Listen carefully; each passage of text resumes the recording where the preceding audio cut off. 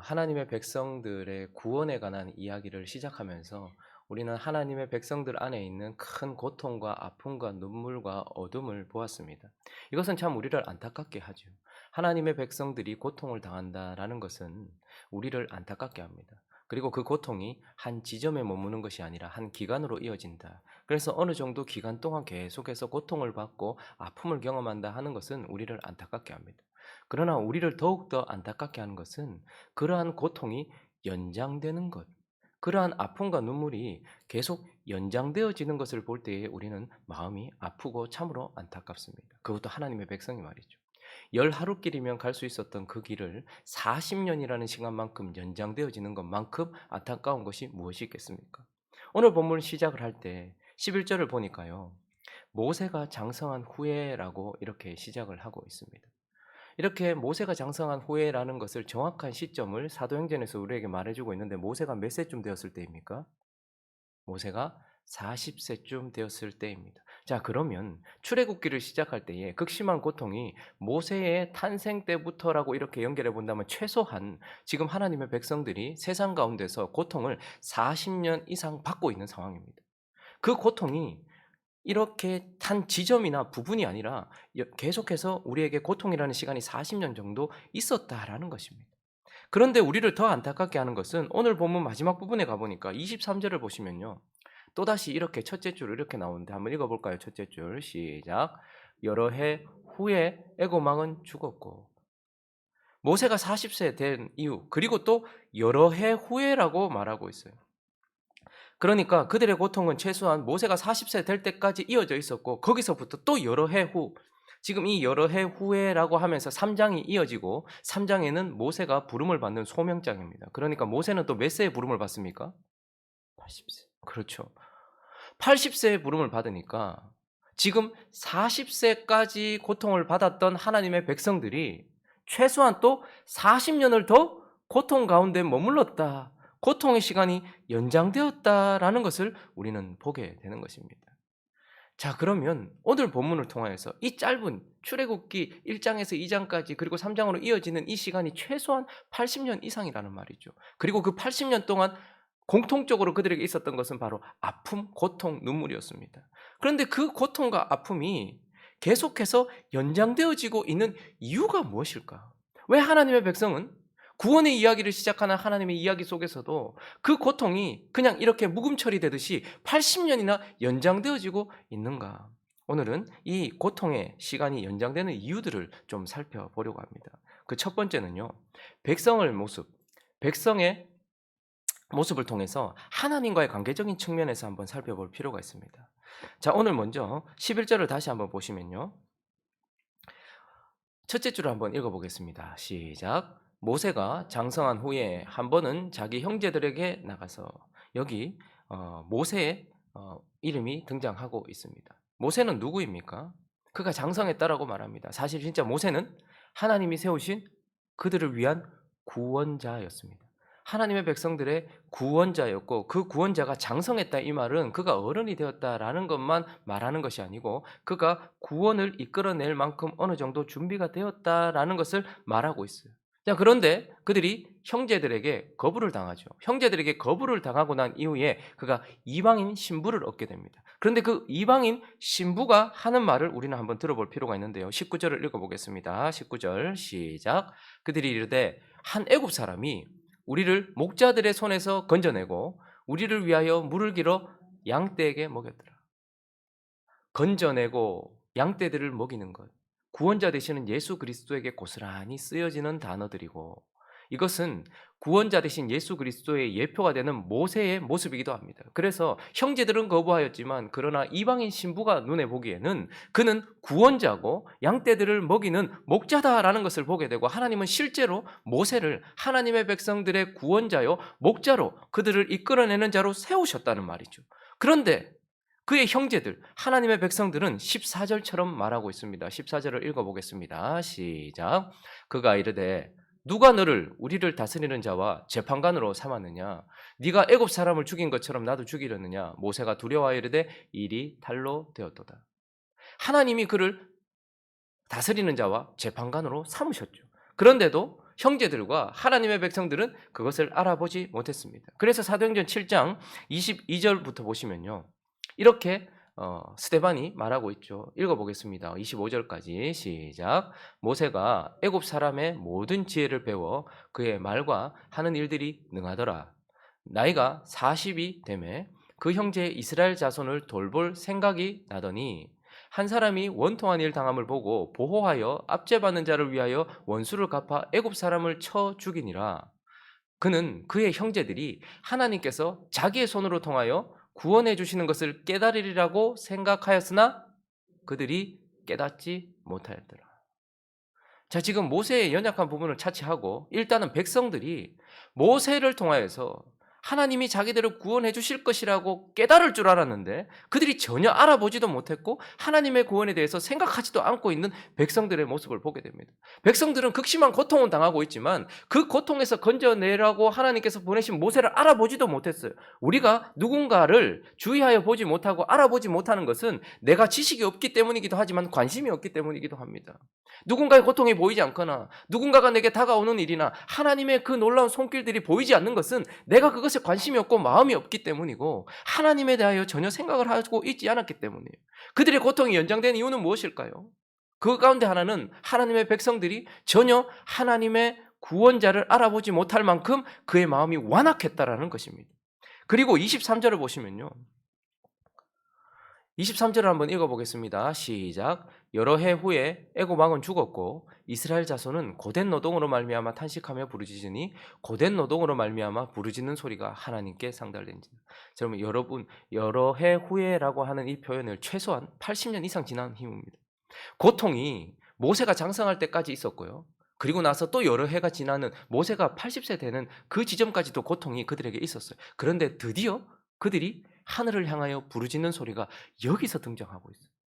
출애굽기 1장부터 2장 마지막까지는 우리가 보기에는 몇 절 안 되는 것 같지만 최소한 짧은 인생을 사는 우리에게 있어서는 참 긴 시간이 흘러갔다는 것을 보게 됩니다. 한 세대가 지나갈 만큼 80년의 세월이 지나서야 그때서야 비로소 하나님을 향하여 부르짖어요. 그런데 그 이유도 무엇인가 하니까 하나님이 우리를 구원하실 것이라는 약속을 기억했다라든지 아니면 하나님이 우리와 함께한 믿음이 다시 일어났다는지가 아니라 고된 노동으로 말미암아 그 고된 노동으로 말미암아 부르짖었다. 어쨌든 그에게 기도가 있었는데 그것이 언제쯤이에요? 80년이나 지난 이후에 있었다는 것이죠. 그러니까 하나님의 백성들, 하나님의 구원에 대한 약속을 받은 사람들이 이 고통이 계속해서 연장되는 이유는 고통은 싫지만 그 고통을 해결하실 하나님도 별로 좋아하지 않는 거예요. 고통에서 벗어나고는 싶지만 그 고통을 해결하실 하나님 앞에 서고 싶은 마음은 없는 것입니다. 그래서 그 고통을 해결할 구원자로 보낸 모세에게도 마음이 닫혀 있었고 그리고 하늘을 향해서도 기도가 닫혀 있었기 때문에 우리는 고통이 길어진 그 역사, 하나님의 역사가 더딘 이유가 바로 백성들의 모습을 통하여서 우리와 똑같이 하나님을 간절히 찾는 마음이 전혀 없는 그런 백성들의 완악함 때문이다라는 것을 우리는 보게 되는 것입니다. 혹시 지금 이러한 고통이 우리 삶 가운데 있습니까? 그런데 그 고통 속에서도 우리의 고통이 변화되거나 사라지지 않고 있습니까? 하나님께 문제가 있다고 생각하십니까? 아니면 이 백성들과 같은 내게 문제가 있다고 생각을 하십니까? 우리는 오늘 우리의 자신을 돌아볼 필요가 있습니다. 그리고 또 하나, 왜 이들의 고통의 시간이 또다시 연장되었는가? 두 번째는 모세의 모습을 통해서 한번 살펴볼 때에 모세를 통하여서 자신과의 관계적 측면, 자신의 어떠한 부분들을 좀 살펴보려고 합니다. 자, 다시 2장 11절을 가보시면요. 모세가 장성한 후에 한 번은 자기 형제들에게 나가서 그들이 고되게 노동하는 것을 보더니 어떤 애굽 사람이 한 히브리 사람 곧 자기 형제를 치는 것을 본지라. 여러분 이 단순한 이 한 절에 모세의 모든 성품과 그의 모든 생각과 그의 선함이 드러나고 있습니다. 모세의 모습을 한번 살펴보면 그가 장성했다고 말합니다. 이건 단순히 그가 나이가 들었다는 말이 아니죠. 모세가 장성했다는 것은 최고의 학문이었던 그 애굽의 학문들을 배웠고 그는 왕자들이 많았을 것 아닙니까? 그 중에서도 힘을 가진 자로서 힘을 키우고 있었을 것입니다. 그리고 그가 출애굽기를 누가 썼어요? 모세가 썼어요. 그런데 그가 어떻게 표현하고 있습니까? 히브리인 이렇게 표현하지 않습니다. 자기 형제라고 표현하고 있습니다. 40년 동안 애굽의 왕궁에서 호요호식하면서 최고의 학문을 배우면서 살았던 그가 교만한 마음이 아니라 아주 겸손한 마음으로 히브리 종들을 향하여서 자기 형제라고 말하고 나아가서 뭘 보았어요? 그들을 보았고 그들이 고되게 노동하는 것도 보았고 애굽 사람한테 학대받고 있는 것도 보았어요. 여러분 나가시면 뭘 보십니까? 우리의 눈에는 무엇이 보이십니까? 우리의 눈에 뭐가 보인다는 것은 내 성품이 어떠하다, 내가 어떠하다라는 것을 보는 것입니다. 세상에 나가서 볼 것이 얼마나 많았겠습니까? 그런데 장성한 모세의 눈에는 자기 형제가 보였고 그들이 고되게 노동하는 것이 보였고 그들이 애굽 사람들한테 학대를 받고 있는 것이 보였어요. 그러니 어느 정도 모세는 준비가 되어 있었습니다. 그래서 히브리서 11장은 이렇게 표현하고 있습니다. 25절과 26절을 읽어보겠습니다. 시작. 도리어 하나님의 백성과 함께 고난받기를 잠시 죄악의 낙을 누리는 것보다 더 좋아하고 그리스도를 위하여 받는 수모를 애굽의 모든 보화보다 더 큰 재물로 여겼으니 이는 상 주심을 바라봅니다. 모세가 얼마나 아름다운 모습인가를 우리는 보게 됩니다. 그러나 여기서 또 한 가지 우리가 짚고 넘어가야 될 것이 있습니다. 모세가 어느 정도 준비된 것은 맞지만 그러나 11절을 다시 한번 보십시오. 하나님의 역사가 일어나는 시점에 하나님의 사역자에게 분명히 있어야 되는 것들이 있습니다. 모세는 장성했고요. 그리고 형제들을 볼 줄 아는 눈도 있었고 학대받는 그것을 보는 눈도 있었어요. 지금 주님이 내가 그들의 고통의 소리를 듣고 그들의 아픔을 보았다라고 말하는 것처럼 모세도 보긴 했지만 그러나 모세에게 없는 것이 있습니다. 일단 모세에게는 아직까지 하나님의 보내심이 없어요. 하나님이 구원하라고 보내지 않았단 말입니다. 첫째 줄을 다시 보십시오. 모세가 장성한 후에 한 번은 자기 형제들에게 뭐라고 표현됩니까? 자기 형제들에게 첫째 줄 마지막에 나가서. 그럼 우리가 보는 것도 중요하고 사명감을 느끼는 것도 중요하지만 진짜 중요한 것은 내가 나가는 것이 아니라 하나님이 보내시는 것이 중요해요. 주변에 하나님의 어떤 그런 부르심이 느껴진다 할지라도 분명한 것은 그분의 인가가 있어야 된다는 거예요. 모세가 자발적으로 나가는 것이 중요한 것이 아니라 하나님이 그를 보내시는 것이 중요하다는 말입니다. 그런데 그에게는 아직 하나님의 보내심이 없었다라는 것을 보게 됩니다. 그리고 또 하나는요. 하나님의 모세는 믿음 또한 없었다라는 것을 사실은 보게 됩니다.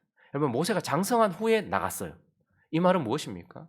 그가 지금 이제 스스로가 생각하기에 이쯤 되면 내가 형제들을 위하여 나갈 만하다라고 스스로 의지하고 있었던 것이 있었을 것입니다.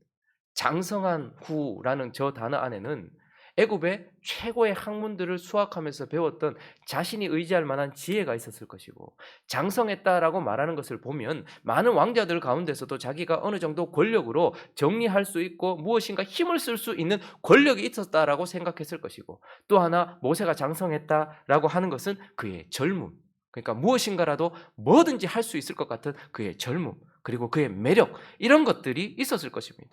그러나 그는 그것들 자체가 나쁜 것은 아닙니다. 그 모든 것들이 모세의 열심, 그리고 모세의 열정, 젊음, 그의 지혜, 그의 힘, 그의 권력, 이 모든 것들이 하나님의 손에 맡겨질 때에는 의미가 있지만 그러나 그것이 내 손에 붙들려서 내가 믿을 만한 신뢰의 대상이 될 때 그것은 아주 위험한 것이 됩니다. 그가 믿음이 없었다는 것은 12절에 바라보면 찾아볼 수 있는데요. 12절을 한번 넘어가 보시면요. 그가 액션을 취하기 전에 첫째 줄을 읽어보겠습니다. 시작. 좌우를 살펴 사람이 없음을 보고. 그가 어떤 액션을 취했는데요. 뭘 살폈다고 말합니까? 좌우만 살폈대요. 이 말은 무엇입니까? 그가 위는 아직까지 바라보지 못하고 있다는 거예요. 내가 무엇인가를 할 때 좌우를 살폈더니 내 학문이 제일 높은 것 같고 좌우를 살폈더니 내 젊음이 힘이 있는 것 같고 내 매력이 있는 것 같고 내 권력이 지금 내 동족들을 끌어낼 수 있을 만큼 이제 힘을 가진 것 같아요. 그러나 위를 바라볼 줄 몰랐습니다. 그래서 그는 이 모든 것들을 주신 하나님을 향한 믿음이라기보다는 이 모든 것들에 대한 믿음, 그러니 하나님을 향한 믿음이 없었다라는 것을 우리는 보게 되는 것입니다. 그리고 또 하나는요. 그에게는 보내심도 그리고 하나님을 향한 믿음도 그리고 하나님의 역사를 일으킬 만한 실력도 아직 없었다라는 것을 보게 돼요. 12절을 다시 한번 보십시오.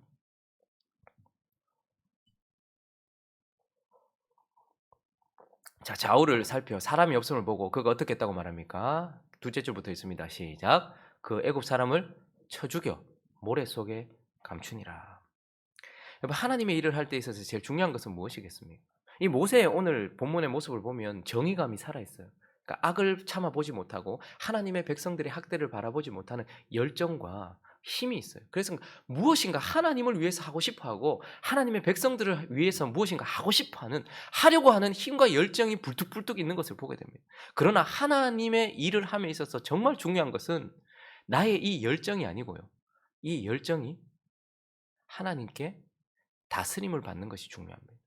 그에게는 온유가 없었고 하나님께 다스림을 받는 것이 없었어요.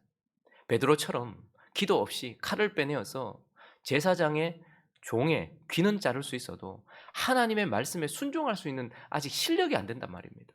내가 하나님을 위해서 뭔가 하려고 하는 열정을 다스리지는 못한단 말입니다. 온유라는 것은 무엇입니까? 하나님께 길들여진 성품을 말하는 것입니다. 그래서 정말 중요한 것은 하나님이 입을 닫으라 하는 순간에 입을 닫을 줄 알아야 돼요. 하나님의 형제들이 하나님의 백성들이 학대를 받고 있는 순간에도 하나님이 아직 자기를 보내시지 않았고 하나님이 어떤 액션을 취하라고 명령을 내리지 않은 순간에는 정의감이 불탄다 할지라도 거기에서 칼을 뽑아 들지 않는 것이 진짜 실력인 것입니다. 그런데 그러한 실력도 모세는 없었다라는 것을 보게 돼요. 그러니 그들의 고통이 계속해서 연장되고 있는 이유 중에 하나는 나 자신이 아직까지 하나님께 준비되지 못한 그릇이 아직 되지 못했기 때문이다. 나는 아직까지 하나님께서 고통을 끝내실 만한 상태가 아니고 하나님의 축복을 담을 만한 그릇이 못했기 때문이다라는 것을 보게 돼요. 그래서 민수기 6장은요 이렇게 우리에게 말씀해 주고 있는데 24절 한번 보시겠습니다. 우리가 참 좋아하는 말씀이지만 다시 한번 보시면 이렇게 말씀합니다. 읽어봅니다. 시작. 여호와는 내게 복을 주시고 너를 지키시기를 원하며. 우리는 여기서 오해합니다. 하나님이 내게 복을 주시기를 원한다. 그리고 나를 지키시기를 원한다. 우리는 여기서 어떻게 오해하냐면 하나님께서 내게 복을 주시기를 원하고 복을 주시고 난 이후에 그 복을 잃어버리지 않도록 지키시기를 원한다라고 생각을 해요. 그러나 하나님이 진짜 지키시려고 하는 것은 여호와는 네게 복을 주시고 그 복 때문에 하나님을 버리게 될 그 복 때문에 하나님과 멀어지게 될 너의 마음을 지키시기를 원한다라는 거예요. 위험한 것은 우리가 그릇이 되지 않았는데 축복이 차인다든지 아직까지 변화되지 않고 거룩하지 않은데 고난이 끝나는 그것이 더 위험한 것이거든요. 모세의 모습을 통해서 우리가 깨닫게 되는 것은 아직까지 그들에게 고통이 연장되고 있는 이유 중에 하나는 우리가 아직까지 준비가 되지 않았다는 거예요. 우리 자신이 아직까지 하나님 앞에 너무나도 부족한 모습으로 완악하고 부족하고 믿음 없고 이런 모습이기 때문에 고통이 연장되고 있다는 것을 보게 됩니다. 마지막으로 한 가지 더 고통이 그들에게 연장되고 있는 이유를 이번에는 그들을 압제하고 있는 애국과 그리고 그들이 들어가야 될 가나안 땅과의 연결 속에서 한번 주변, 이웃, 열방과의 관계 속에서도 살펴볼 필요가 있습니다. 우리는 사실 나 하나만 생각해요. 그래서 나 하나의 바로 앞에만 바라봅니다. 그러나 우리는 참으로 많은 것들과 연결되어 있습니다. 그러니 나라는 한 인생은요, 수많은 요소들과 연결되어 있는 집합체인 것입니다. 사실 나의 구원이 무엇과 연결되어 있습니까? 내가 이집트에서 출애굽한다. 이것은 무엇과 연결되어 있습니까? 하나님이 세상으로 상징되는 애굽을 심판하는 것과 연결이 되어 있습니다. 그리고 하나님의 백성들이 출애굽하여서 광야를 지나 가나안 땅에 들어간다라는 것은요. 또한 가나안 땅, 그 땅을 더럽게 만들었던 아모리 족속들의 죄에 대한 하나님의 심판과 연결되어 있는 것입니다. 그러니 나의 구원은 단순히 나 하나 이집트에서 나와서 젖과 꿀이 흐르는 땅에서 평안하게 사는 것과만 상관이 있는 것이 아니고 이집트라는 세상을 상징하는 그 이집트가 하나님께 심판을 받는다는 것이고 땅을 더럽히고 있는 악함, 세속성, 이 더러운 것들이 가나안이 심판을 받는다는 것과 연결이 되어 있는 것입니다. 그래서 창세기 15장 16절은 아브라함에게 약속하실 때 또 이렇게 말씀하셨습니다. 읽어봅니다. 시작. 내 자손은 4대 만에 이 땅으로 돌아오리니 이는 아모리 족속의 죄악이 아직 가득 차지 아니함이니라 하시더니. 우리가 4대 만에 이 땅으로 돌아오는 것과 아모리 족속의 죄악이 가득 차는 것이 연결되어 있단 말입니다. 그러니 내게 고통이 40년 연장되는 그 시간은 이집트를 아직까지도 하나님께서 심판하지 않고 그들에게 기회를 주시고 있는 이집트의 유예기한 기간이요. 그리고 가나안 땅이 아직까지 그 죄가 하나님이 심판하실 만큼 가득 차지 아니한, 그래서 그들에게 다시 회개의 기회를 주고 계시는 가나안의 유예 기간인 것입니다. 그래서 누군가에게 하나님은 은혜를 베푸시고 자비를 베풀기 위하여서 지금 또한 시간을 보내고 있다라는 것을 보게 되죠. 하나님을 향해 마음이 준비되어 있지 않고 자기 자신이 준비되지 않은 그들을 준비시키는 기간이기도 하지만, 그러나 악한 누구라도 하나님께 돌아온다면 건져내기 위하여서 하나님이 준비시키고 있는 기간이기도 합니다. 그래서 그 시간이 유예되는 동안 아마 처음 그 여리고성에 들어갔을 때 그들이 뭐라고 말합니까? 하나님에 대해서 내가 들었다라고 말하죠. 이집트를 멸망시키는 하나님에 대해서 들었다. 그래서 구원받는 자들이 일어나는 것을 봐요. 어쨌든 우리의 어떠한 이런 고통이 연장되는 것은 주변과의 어떤 관계 속에서도 있다라는 것을 보게 됩니다. 말씀을 정리해 보겠습니다. 그렇다면 이스라엘 백성들과 이 하나님의 백성들의 고통의 시간을 연장시키지 않고 줄일 수 있었을까요? 이 시간이 모세가 40세 되는 때, 그리고 또 40년이 더 연장되어 80세 되는 때까지 연장이 되었는데, 그러면 우리가 무엇인가 했다면 이 시간은 줄어들 수 있었을까요? 모세가 60세나 70세에 부름받을 수 있었을까요? 우리의 고통의 시간은 짧아졌을까요? 성경은 명확하게 하나님이 때를 정해 놓으셨다라고 말합니다. 하나님이 주권적으로 때를 정해 놓으셨고 그 시간은 하나님 편에서는 픽스가 돼 있다라고 말해요. 그러니 아마 그가 80세에 부름을 받고 그들이 80세쯤에 건짐을 받는 것은 하나님이 이미 40년이라는 시간이 더 유예될 것에 대하여 이미 계획하시고 그것이 하나님의 계획 속에 있었을 것입니다. 그러나 또 한 가지 성경은 분명하게 우리에게 말하는데, 하나님의 때가 정확하게 하나님 편에서는 고정되어 있고 그 때에 그 일이 일어나지만, 그러나 우리 편에서 봤을 때는 그게 기계적으로 우리에게 하나님의 때가 찾아오는 것이 아니라 인격적으로 우리에게 찾아온다는 거예요. 우리 편에서 봤을 때는 하나님의 백성들이 오늘 23절에 보니까 하나님께 부르짖기 시작했을 때 하나님의 역사가 일어나고 고통이 끝나기 시작한다는 것을 보게 돼요. 3장에 넘어가면 모세가 겸손하여서 내가 누구간데 바로에게 가며 나는 아무것도 할 수 없습니다라고 자기 자신을 낮추고, 그렇게 겸손해지고 자기 자신을 의지하지 않고 하나님이 주신, 들고 있는 칼이 아니라 이제 하나님이 주실 지팡이를 의지하게 되고 하나님을 의지하게 되는 그 순간에 하나님의 때가 시작되는 것을 보게 됩니다. 그러니 우리 편에서는 하나님이 분명히 시간을 고정해 놓으셨고 하나님의 뜻은, 하나님의 때는 분명하지만, 그러나 우리 편에서 봤을 때는 우리와 상관없이 인격적이지 아니하고 기계적으로 찾아오는 것이 아니라, 나는 이미 받을 그릇이 되어 있는데 그때가 아직까지, 나는 80이니까 아직까지 안 됐어라고 그렇게 오지 않거나, 내가 아직까지 준비도 되지 않은데 80세가 되었으니까 하나님께서 부르시거나 그런 일은 없다는 말입니다. 그러니 우리 편에서는 내가 어떤 사람이 되고 내가 어떤 상태가 되느냐에 따라서 하나님의 때가 내게 오더라라는 것입니다. 우리는 하나님이 언제 그들을 내보내실지 정확한 시간을 알지 못합니다. 그러나 한 가지 확실한 것은 우리의 상태, 우리의 상황, 그러니 인격적인 나와 연관되어서 하나님의 때가 내게 찾아온다라는 것은 확실하다라는 것이죠. 그러니 저와 여러분이 어떤 사람인가에 따라 하나님의 때가 우리에게 언제 오는가는 우리의 자유의지와도 연결되어 있다라는 것입니다. 하나님의 명확한 주권을 인정하십시오. 그러나 내가 하나님 앞에 어떤 사람이 되느냐에 따라서 하나님이 역사하시는, 그래서 23절에 그들이 드디어 하나님이 세우신 구원자를 알아보고 그리고 하나님께 기도하기 시작할 때, 그리고 모세가 겸손해진 그 순간부터 내가라고 말하면서 그들의 구원이 시작되는 것을 보면서 내가 어떤 자가 되느냐가 하나님의 때와 바로 연관되어 있다는 것을 기억하면서 하나님의 주권을 인정하고 하나님께 거룩한 사람이 되어서 하나님께서 기뻐하시는 삶을 살아가고 그 고통이 끝나고 하나님의 은혜를 누리는 저와 여러분 되시기를 예수 그리스도의 이름으로 축원합니다.